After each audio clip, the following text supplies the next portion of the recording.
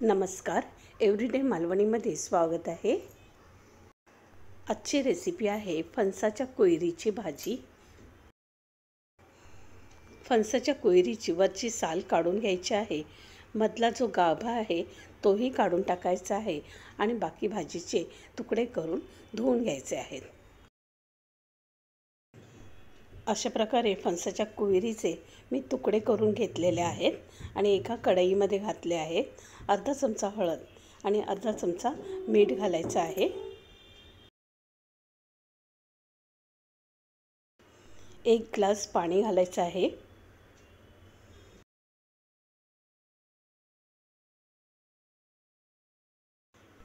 झाकण ठेवून मंद आचेवर अर्धा तास शिजवून घ्यायचं आहे. अर्धा तासानंतर फणसाच्या कोयरीचे तुकडे छान शिजलेले आहेत.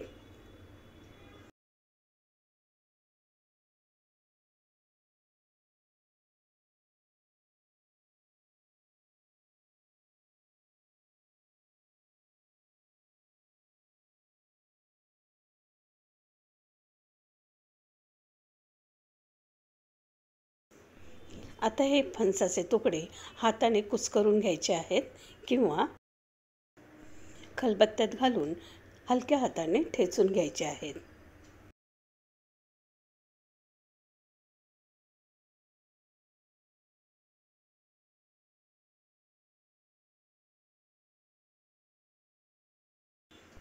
हाताने भाजी वेगळी करायला बराच वेळ जातो. खलबत्त्यामध्ये हेच काम कमी वेळेमध्ये होऊन जातं.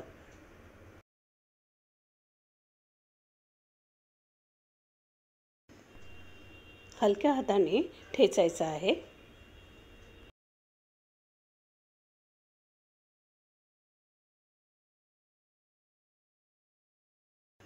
अशा प्रकारे खलबत्त्यामध्ये भाजीचे छान रेषे वेगवेगळे होतात.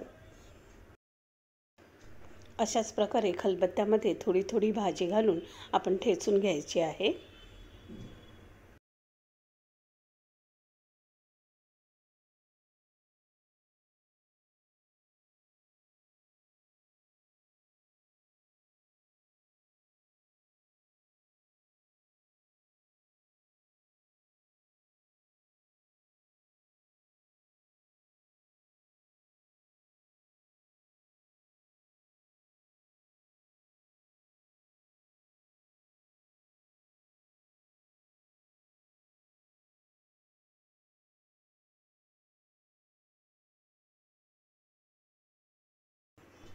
सर्व भाजी वेगळी करून झालेली आहे.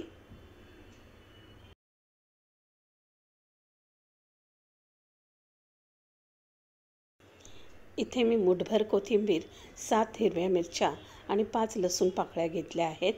हिरवी मिरची जास्त घ्यायची आहे कारण ही भाजी गोडूस असते. मिरची, लसूण, कोथिंबीर खलबत्त्यामध्ये ठेचून घ्यायची आहे. कढईमध्ये 7 ते 8 चमचे तेल घालायचं आहे आणि 2 बारीक चिरलेले कांदे घालायचे आहेत.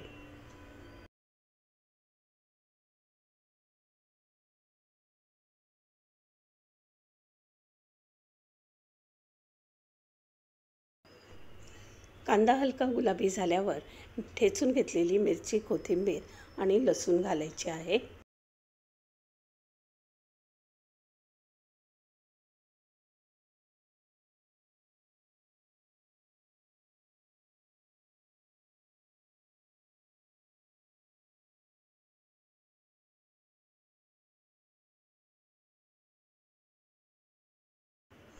आता यामध्ये अर्धा चमचा मीठ घालायचं आहे. अर्धा चमचा हळद घालायची आहे.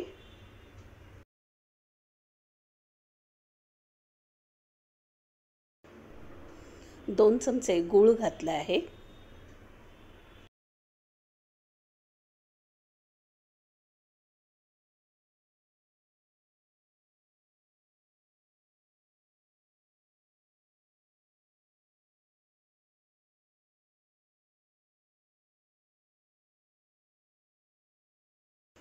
आता यामध्ये शिजवून घेतलेली फणसाची कोयरी घालायची आहे.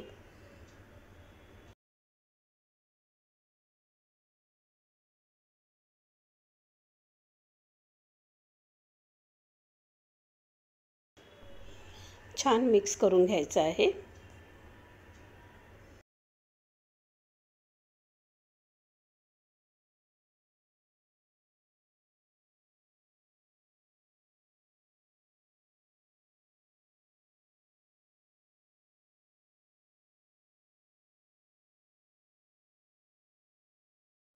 दोन मिनिट चांगलं भाजल्यानंतर 5 चमचे ताजं खोवलेलं खोबरं घालायचं आहे.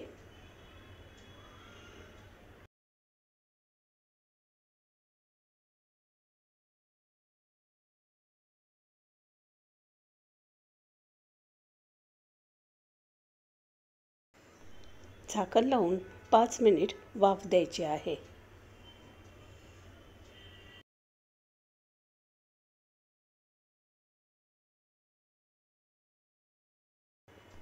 5 मिनिटानंतर भाजी छान तयार झालेली आहे.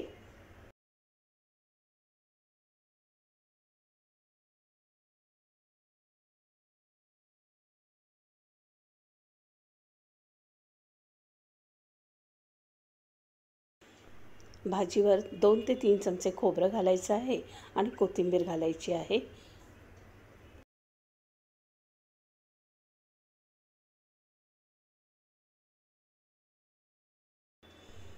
कोकणमध्ये घराघरात बनणारी फणसाच्या कुयरीची टेस्टी भाजी तयार आहे. कोकणातील ओरिजिनल परंपरागत रेसिपी पाहण्यासाठी एव्हरीडे मालवणीला सबस्क्राईब करा. माझ्या रेसिपी आवडत असतील तर लाईक, शेअर आणि सबस्क्राईब नक्की करा. सबस्क्राईब केल्यानंतर बेल आयकॉनची घंटी प्रेस करा, त्यामुळे नवीन रेसिपीची नोटिफिकेशन तुम्हाला मिळेल. पुन्हा भेटूया नवीन रेसिपी घेऊन.